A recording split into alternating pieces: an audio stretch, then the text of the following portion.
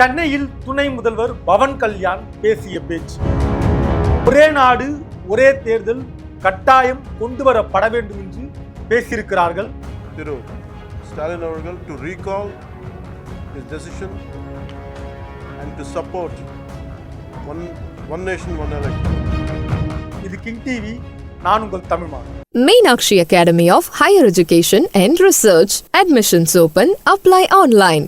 Green Park Coaching Center. All India first rank. 720 out of 720. Number of students joined MBBS in 2024, 1951. Green Park Coaching Center. Periyar Maniammai Institute of Science and Technology, Tanjavur. The world needs you. அறுவை சிகிச்சையில் கத்தை என்பது வரலாறு, robotic surgery என்பது இன்றைய கூறு. தங்கம் புற்றுநோய் சிகிச்சை மையம், நாமக்கல் மற்றும் கான்பூர். ஒரே நாடு ஒரே தேர்தல் மூலமாக இந்தியா முழுவதும் ஒரு நிலையான ஆட்சியை கொடுக்க முடியும், நிலையான ஒரு திட்டங்களையும் நடைமுறைப்படுத்த முடியும் என்று பிஜேபியினுடைய மாநில தலைவர்கள் ஒருவரான தமிழிசை சவுந்தரராஜன் அவர்கள் பேசியிருக்கிறார். குறிப்பாக இன்றைக்கு நடைபெற்ற ஒரே நாடு ஒரே தேர்தல் கருத்தரங்கத்தில் பேசப்பட்ட சில முக்கிய பதிவுகளை தான் நாம் இந்த காணொலி வாயிலாக பார்க்க இருக்கிறோம். குறிப்பாக பவன் கல்யாண் அவர்கள், ஆந்திராவை சார்ந்த துணை முதல்வர் திரு பவன் கல்யாண் அவர்கள் இந்த மாநாட்டிலே பங்கேற்று பேசுகிற வாய்ப்பு கிடைத்தது.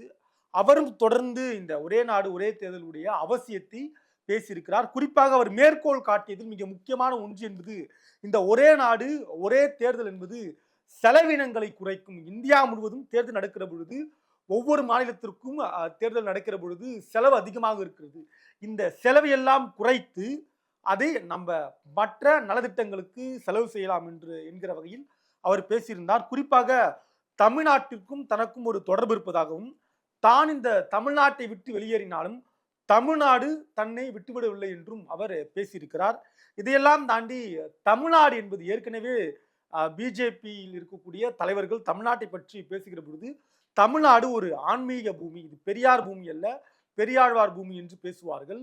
அப்படி அதை வலியுறுத்தும் விதமாக பவன் கல்யாண் அவர்கள் மேடையிலே பேசுகிற பொழுதே இது பாரதியாருடைய பூமி, புரட்சி தலைவர் எம்ஜிஆர் அவர்களுடைய பூமி, திருவள்ளுவருடைய பூமி என்றெல்லாம் மேற்கோள் காட்டினார். கிட்டத்தட்ட அவரும் தயாரிப்போடு மேடைக்கு ஏறி இது ஒரு ஆன்மீக பூமி தான் என்று அவர் மேடையில பேசி சென்றால், ஆனால் மறுபுறம் அதற்கு விமர்சனம் எழுதக்கூடியவர்கள் திருவள்ளுவர் பூமி என்று குறிப்பிட பொழுது அது தமிழருடைய அடையாளமாக பார்க்கப்படுகிறது, அதற்கும் மதத்திற்கும் சம்பந்தம் கிடையாது என்று மறுதரப்பிலும், எம்ஜிஆர் அவர்களை திராவிட இயக்க தலைவராக தான் பார்க்க வேண்டும்.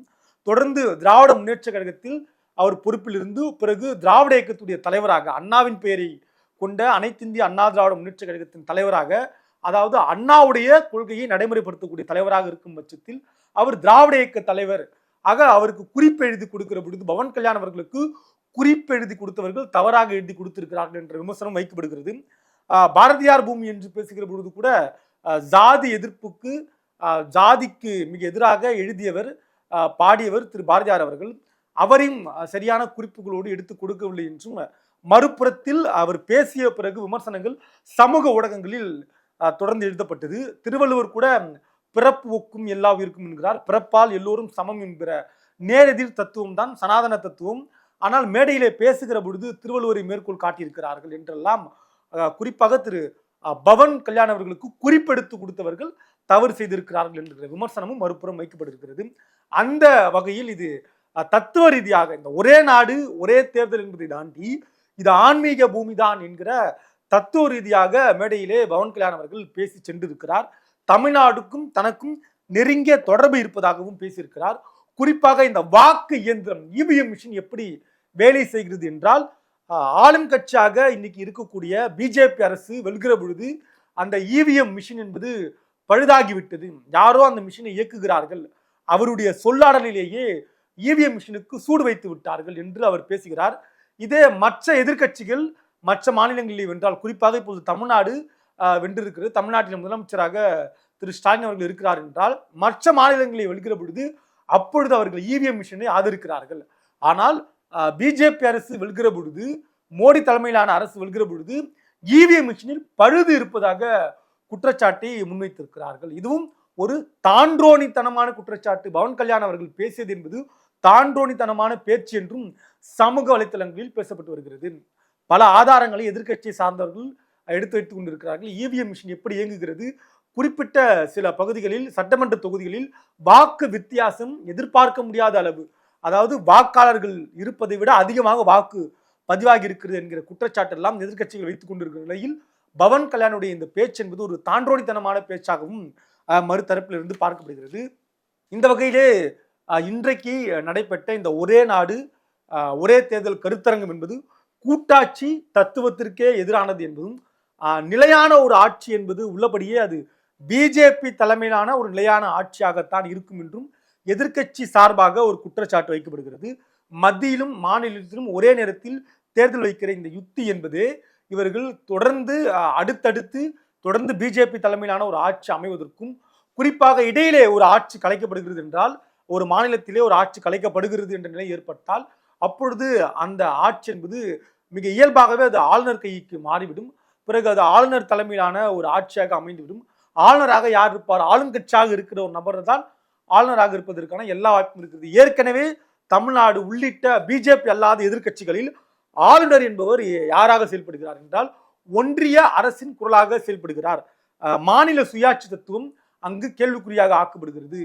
டபுள் என்ஜின் போல ஒரு பக்கம் முதலமைச்சர் அவர்கள் இந்த நாட்டினுடைய வளர்ச்சிக்காக செயல்பட்டார், மறுபுறம் ஆளுநர் அவர்கள் தன்னுடைய அதிகார எல்லை வரம்பை மீறி செயல்படுகிற இந்த காலகட்டத்தில் இடையிலே ஆட்சி கவிழ்ப்பு ஏற்பட்டால் அந்த ஆட்சியோட நிறைவு, அதாவது இந்த 5 ஆண்டை முழுமை பெறுகிற வரைக்கும் அந்த ஆட்சி என்பது ஆளுநர் கைக்கு சென்றுவிடும். அதுவும் அதாவது மறைமுகமாக என்பதை விட நேரடியாக ஒன்றிய அரசு கட்டுப்பாட்டில் வரும்.